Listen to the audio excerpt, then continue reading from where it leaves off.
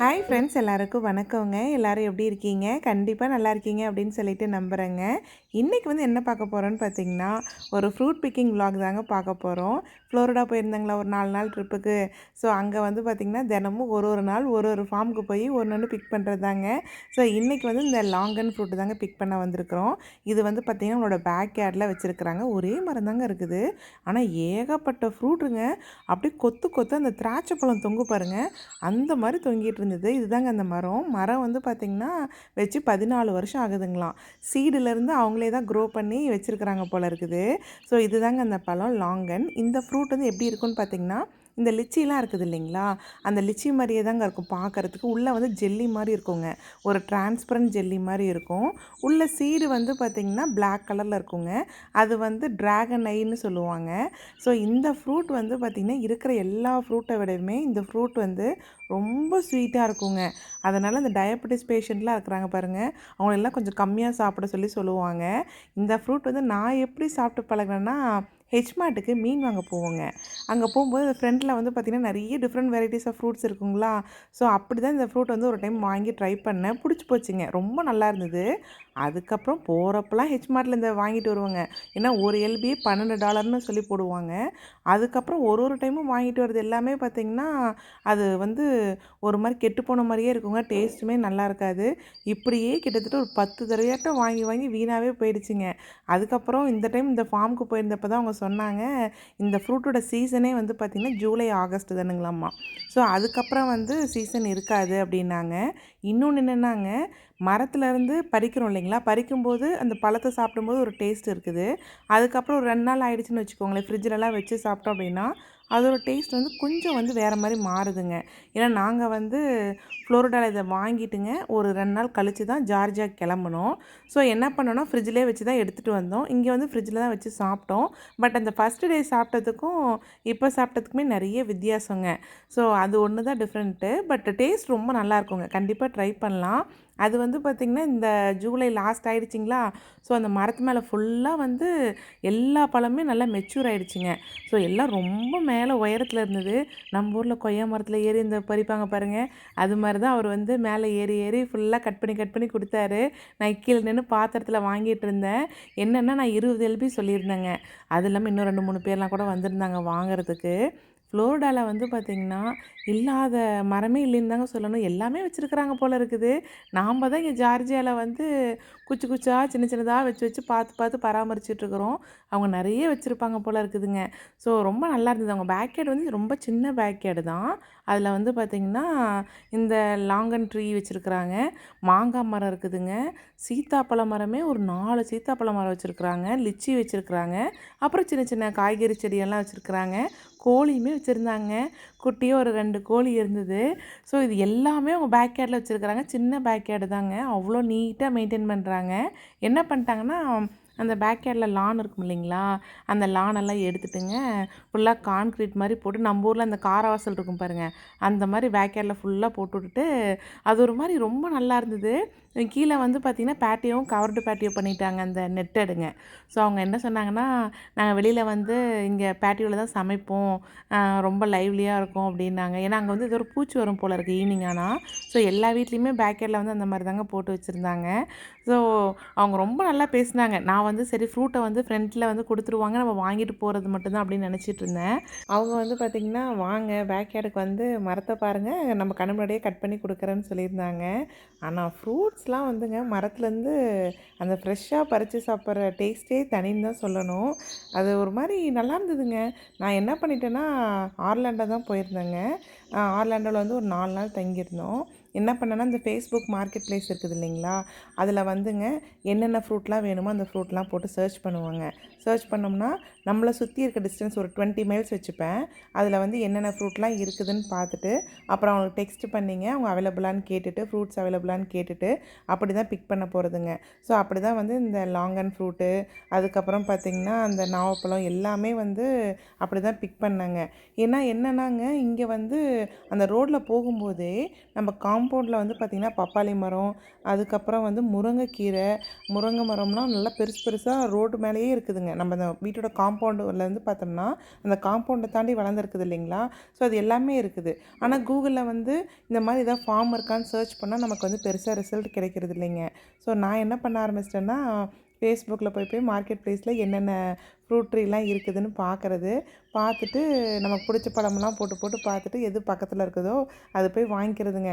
இந்த 4 நாள் வந்து பார்த்திங்கன்னா வாங்கின ஃப்ரூட்ஸ் வந்து காரில் வைக்கிறதுக்கே இடமில்லாத அளவுக்கு தான் வாங்கிட்டு வந்தாச்சு. அந்தளவுக்கு தாங்க இருந்தது. இங்கே பாருங்களேன், இந்த லாங்கன் ஃப்ரூட் வந்து உள்ளே ஜெல்லி மாதிரி இருக்குன்னு சொன்னேன் இல்லைங்களா, இங்கே பாருங்கள் இப்படி தான் இருக்கும். கொஞ்சம் டிரான்ஸ்பரண்ட்டாக இருக்குங்க. உள்ள சீடுமே வந்து பார்த்திங்கன்னா அந்த பிளாக் கலர்லாம் இருக்குன்னு சொன்னேன் இல்லைங்களா, அந்த மாதிரி தான் இருக்கும். ரொம்ப நல்லாயிருக்குங்க. நீங்கள் இது வரைக்கும் சாப்பிட்டதில்ல அப்படின்னா பக்கத்தில் வந்து ஏதாவது அந்த கொரியன் மார்க்கெட்லாம் இருக்கும் இல்லைங்களா, அங்கே போய் செக் பண்ணி பாருங்கள். பட் என்ன ஒன்றே ஒன்றுனா இந்த ஜூலை ஆகஸ்ட் மந்தில் வாங்கி பாருங்கள். ஆஃப் சீசனில் வாங்கினீங்கன்னா கண்டிப்பாக உங்களுக்கு அந்த டேஸ்ட்டே பிடிக்காது. கரெக்டாக அந்த சீசன் டைமில் வாங்கினா தாங்க நல்லா இருக்குது. ஏன்னா இந்த ஹெச்மார்ட்டில் பார்த்தீங்கன்னா பொழுதானைக்கும் நான் போய் வாங்குறது, அது நல்லா இல்லாமல் வீணாக போகிறது, எடுத்து குப்பையில் போகிறது, இப்படியே தாங்க போயிடுச்சு. நான் ஃபஸ்ட்டு இந்த மரத்தில் வந்து பறித்து சாப்பிடும்போது தான் இதோட ஒரிஜினல் டேஸ்ட்டே எனக்கு தெரிஞ்சுது. அட கடவுளே! இவ்வளோ நல்ல டேஸ்ட் உள்ள பழமா நமக்கு இப்படி கிடைக்குது அப்படின்னு சொல்லிட்டு. ஏன்னா இது வந்து வெளியில் வச்சா தாங்கிறது இல்லைங்களா, ஃப்ரிட்ஜில் தான் வைக்கணும். பட் அவங்க எத்தனை நாளைக்கு முன்னாடி பறித்து எடுத்து வச்சுட்டு வராங்கன்னு தெரியாது. ஸோ ஃப்ரெஷ்ஷு தாங்க. அது வந்து நம்ம ஒன்றும் அடிச்சிக்கவே முடியாது. ஃபோர்ட் லாடர் போயிருந்தேன்னு சொல்லியிருந்தேன் இல்லைங்களா, ஸோ அப்போயே வந்து இந்த லாங் அண்ட் ஃப்ரூட் ட்ரீ வந்து பார்க்கலான்ட்டு இருந்தேங்க. பட் அது வந்து சரியான வாய்ப்பே எனக்கு அமையல. ஸோ இந்த டைம் ஆர்லாண்டோ போயிருந்தப்போ சும்மா ட்ரை பண்ணலாம் அப்படின்ட்டு தான் போட்டதுங்க. பட் நான் இவ்வளோ சூப்பரான மரம் வந்து நம்ம பார்ப்போன்னு எதிர்பார்க்கவே இல்லைங்க. நிறைய டைம் நானும் யோசித்தேங்க. நம்ம என்ன நினைக்கிறோமோ அது நம்மளை அறியாமல் இந்த விஷயத்த வந்து நம்ம அட்ராக்ட் பண்ணிகிட்டே தாங்க இருக்கோம். பாருங்கள், இது ஒரு சின்ன விஷயந்தாங்க. இந்த மரத்தை நம்ம பார்க்க முடியாதான்னு சொல்லிட்டு ஒரு டைமும் ஹெச்மார்ட்டில் போய் இந்த பழத்தை வாங்கி குப்பையில் போடும்போது யோசிப்பேன் நான், இந்த பழம் நமக்கு ஃப்ரெஷ்ஷாகவே கிடைக்காதா, நம்ம வாங்கவே முடியாதா அப்படின்ட்டு. ஒரு குட்டி விஷயந்தாங்க, மனசில் எங்கேயோ ஒரு ஓரத்தில் வந்து அது பதிஞ்சிருக்கும் போல் இருக்குது. பாருங்கள், அது எப்படி அட்ராக்ட் பண்ணி ஒரு சூப்பரான மரத்தையே வந்து காமிச்சிருச்சுன்ட்டு. ஸோ நம்ம அட்ராக்ட் பண்ணுறத வந்து எப்பயுமே இது நடக்குதுங்க. ஸோ நம்ம எப்பயுமே வந்து நம்ம நல்லதையே அட்ராக்ட் பண்ணுவோம். கண்டிப்பாக நல்லதே தாங்க நடக்கும். இது தாங்க அந்த சீத்தாப்பழம் செடி. இது வந்து பார்த்திங்கன்னா இந்த லாங்கன் ஃப்ரூட் இருக்குதுன்னு சொன்னேன் இல்லைங்களா, அதுக்கு பக்கத்துலேயே வச்சுருந்தாங்க. ஆனால் இங்கே சீத்தாப்பழம்லாம் வந்து பார்த்திங்கன்னா கொஞ்சம் நம்ம ஊரெல்லாம் பெரிய மரமாக இருக்கும் இல்லைங்க, கொஞ்சம் ஹைட்டாக இருக்கும். இங்கே எல்லாமே வந்து குட்டி குட்டியாக தாங்க இருக்குது. குட்டிலேயே வந்து பார்த்திங்கன்னா ஏகப்பட்ட காய் வச்சிருது.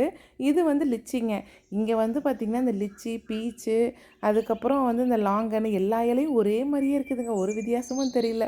நம்ம ஊர்லலாம் மா இலை, கொய்யா இலை எல்லாத்துக்கும் வித்தியாசம் கண்டுபிடிப்போம். இங்கே வந்து கொஞ்சம் கண்டுபிடிக்கிறது கஷ்டமாக தாங்க இருக்குது. ஏன்னா இந்த பழம்லாம் நமக்கு பழக்கப்பட்ட பழம் இல்லைங்களா, அதனால் நமக்கு தெரிய மாட்டேங்குது. சீத்தாப்பழம் இதில் வந்து பார்த்திங்கன்னா ஒரு 4, 5 பழம் வச்சுருந்ததுங்க. சீத்தாப்பழம் வந்து இன்னும் வந்து திரளல, இன்னும் கொஞ்சம் நாள் ஆகும் அப்படின்னு சொல்லியிருந்தாங்க. என் ஹஸ்பண்டுக்கு வந்து சீத்தாப்பழம்னா அவ்வளோ பிடிக்குங்க. எனக்கு இந்த சீத்தாப்பழத்தை பார்த்துட்டுமே நம்ம விட்டுட்டு போகிறோமேன்ட்டு ரொம்ப ஏக்கமாக போயிடுச்சு. ஏன்னா இங்கே வந்து யூஎஸ்லேங்க சீத்தாப்பழம், நாவப்பழம், அதுக்கப்புறம் பார்த்திங்கன்னா ஒரு சில ஃப்ரூட்லாம் வந்து நமக்கு கிடைக்கவே கிடைக்காது. ஸோ நாவப்பழம் அங்கே ஒரு ஃபார்மில் வந்து ஃப்ரெஷ்ஷாக வாங்கி சாப்பிட்டு பார்த்தாச்சு. சீத்தாப்பழமும் வந்து இங்கே பார்த்துட்டுங்க அடுத்த நாள் வந்து ஒரு அதே மார்க்கெட் ப்ளேஸில் தான் போட்டு ஒருத்தங்க வந்து ஒரு 10 ஏக்கரில் இது மாங்காய் தோப்பும் சீத்தாப்பழமும் போட்டிருக்குறேன்னு சொல்லியிருந்தாங்க. கிட்டத்தட்ட 40 மைல் என்னமோங்க, 40 மைல் ட்ராவல் பண்ணி போய் அங்கே சீத்தாப்பழம் வந்து ஒரு 10 எல்பிக்கு மேலே வாங்கிட்டு வந்தாச்சுங்க. அது வந்து பழுக்க போட்டிருக்குது. பழுத்ததுக்கப்புறம் தான் டேஸ்ட் எப்படி இருக்குதுன்னு தெரியுங்க.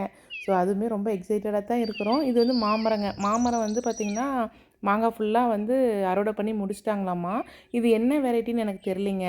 இது சின்ன மாங்காவா இல்லை பெருசான்னு தெரியல. பட் அது வந்து சீசன் முடிஞ்சிருச்சுன்னாங்க. இதுதாங்க அந்த கோழி, இந்த கோழி சொல்லியிருந்தேன் இல்லைங்களா 2 கோழின்ட்டு.